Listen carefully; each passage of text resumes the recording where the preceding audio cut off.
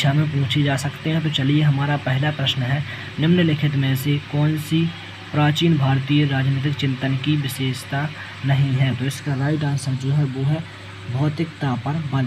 दूसरा प्रश्न है, अर्थशास्त्र के लेखक का नाम है। तो अर्थशास्त्र के लेखक का नाम क्या है? तो अर्थशास्त्र के लेखक का नाम है कौटिल्य है। तो अर्थशास्त्र के लेखक कौन है? कौटिल्य। तीसरा प्रश्न है, राजा की प्रजा से उसी प्रकार का वसूलना चाहिए जिस प्रकार से माली फलों को तोड़ता है। यह कथन किसका है? तो यह कथन किसका? यह कथन कौटिल्य का है। दोस्तों इसी में हम आपको बताते जा रहे हैं उत्तर इसी में लिखे हुए हैं, आप इनको नोट करते जाइए। तो चौथा प्रश्न है, प्रजा के सुख में ही राजा का सुख है। यह कथन किसका है? तो यह कथन किसका है? कौटिल्य का है यह कथन। पांचवा प्रश्न है, कौटिल्य का दूसरा नाम था। तो कौटिल्य का दूसरा नाम क्या था? वो था हमारा चाणक्य। छठवां प्रश्न है, कौटिल्य द्वारा लिखित ग्रंथ है। कौटिल्य द्वारा लिखित ग्रंथ है वो है अर्थशास्त्र। और इसका दूसरा प्रश्न भी बन सकता है कि कौटिल्य के रचयिता कौन है? तो इसका राइट आंसर क्या हो यानी। तो चलिए हमारा सातवां प्रश्न है, राज्य के सप्तांग सिद्धांत का प्रतिपादन किसने किया था? तो राज्य के सप्तांग सिद्धांत का प्रतिपादन किसने किया था? कौटिल्य ने किया था। आठवां प्रश्न है, अर्थशास्त्र में राजा के कितने कर्तव्य बताए गए हैं? तो अर्थशास्त्र में राजा के कितने कर्तव्य बताए गए हैं? 8 कर्तव्य बताए गए हैं।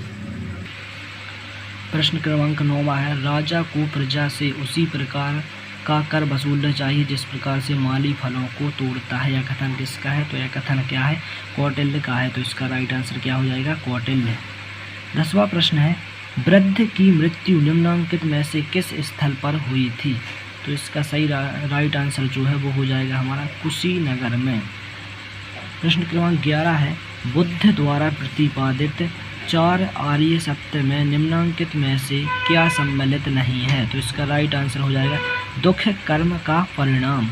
प्रश्न क्रमांक 12 है, राजा को प्रजा के सुख में ही संतुष्टि प्राप्त करनी चाहिए और प्रजा के दुख में ही दुखी होना चाहिए, यह कहा गया है। तो यह किस में कहा गया है? ये कहा गया है शुक्र नीति में।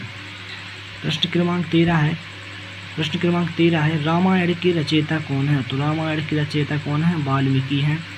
तो प्रश्न क्रमांक 14 है, प्राचीन भारतीय राजनीति चिंतन का स्रोत कौन सा है? तो इसका राइट आंसर जो है उपरोक्त सभी ग्रंथ, धर्म ग्रंथ, विदेशियों के विवरण, ऐतिहासिक ग्रंथ, उपरोक्त सभी। प्रश्न क्रमांक 15 है, मनु स्मृति का दूसरा नाम क्या है? तो इसका राइट आंसर हो जाएगा धर्म यानी कि मानव धर्मशास्त्र। 16वां प्रश्न है, मनु स्मृति में मंत्री परिषद के लिए किस शब्द का प्रयोग किया गया है? तो इसका राइट आंसर जो है वो हो जाएगा सचिवान।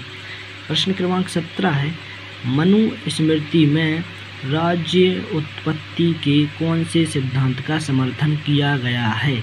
तो इसका राइट आंसर हो जाएगा दैवी सिद्धांत का। तो दोस्तों जो हम ये प्रश्न बता रहे हैं ये 2025 के ही हैं जो परीक्षा में पूछे जा सकते हैं। यहाँ से हमारी दूसरी इकाई शुरू हो जाती है। गीता रहस्य पुस्तक के लेखक कौन हैं? तो इसका राइट आंसर हो जाएगा बाल गंगाधर तिलक। दूसरा प्रश्न है, द लाइफ डिवाइन किसकी रचना है? तो इसका राइट आंसर हो जाएगा अरविंद घोष। तीसरा प्रश्न है, निम्नलिखित कौन सी रचना अरविंद घोष की नहीं है? तो इसका राइट आंसर जो है गीता रहस्य। प्रश्न क्रमांक 4 है, न्यू लैंप्स फॉर ओल्ड नामक लेखमाला के लेखक थे? तो अरविंद घोष। स्टूडेंट यहाँ से हमारी तीसरी इकाई शुरू। स्टूडेंट हमने यहाँ से 5वीं इकाई से जो इम्पोर्टेंट प्रश्न है वही हमने यहाँ पर रखे हुए हैं। तो चलिए हमारा पहला प्रश्न है, गांधी जी वैचारिक दृष्टि से थे, कैसे थे? अराजकतावादी थे।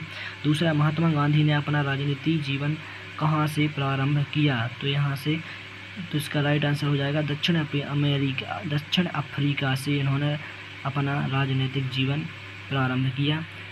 प्रश्न क्रमांक 3 है, एकात्म मानवतावाद का मुख्य उद्देश्य था? तो सामाजिक। प्रश्न क्रमांक 4 है, भारत का अब्राहम लिंकन अथवा मार्टिन लूथर किंग किसे कहा जाता है? तो इसका राइट आंसर जो है वो है डॉक्टर भीमराव अंबेडकर। प्रश्न क्रमांक 5 है, राजनीति का धर्म या नैतिकता के साथ घनिष्ठ संबंध प्रतिपादन करने वाले विचारक थे? महात्मा गांधी। प्रश्न क्रमांक 6 है सत्य के साथ मेरे प्रयोग किस प्रकार की आत्मकथा है? तो महात्मा गांधी।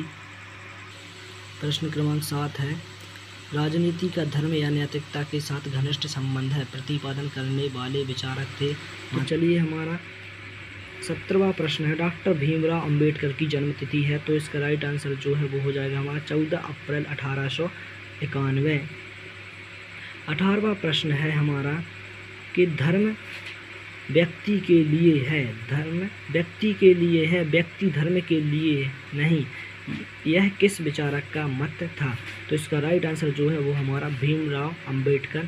प्रश्न क्रमांक 19 है सुभाष चंद्र बोस को देश नायक किसने कहा था? तो राइट आंसर हो जाएगा रविंद्रनाथ टैगोर ने। यहाँ से आ जाती है हमारी स्टूडेंट चौथी इकाई। तो चलिए इसका प्रश्न पढ़ते हैं। मानवतावाद के जनक थे? तो M.N. रॉय। दूसरा प्रश्न है पंडित दीनदयाल उपाध्याय के अनुसार समाज की विभिन्न इकाइयाँ एक दूसरे की हैं, तो कैसी हैं? पूरक हैं एक दूसरे की। प्रश्न क्रमांक 3 है निम्नांकित में ऐसी कौन सी रचना डॉक्टर राम मनोहर लोहिया की नहीं है? तो इंडिया टुडे।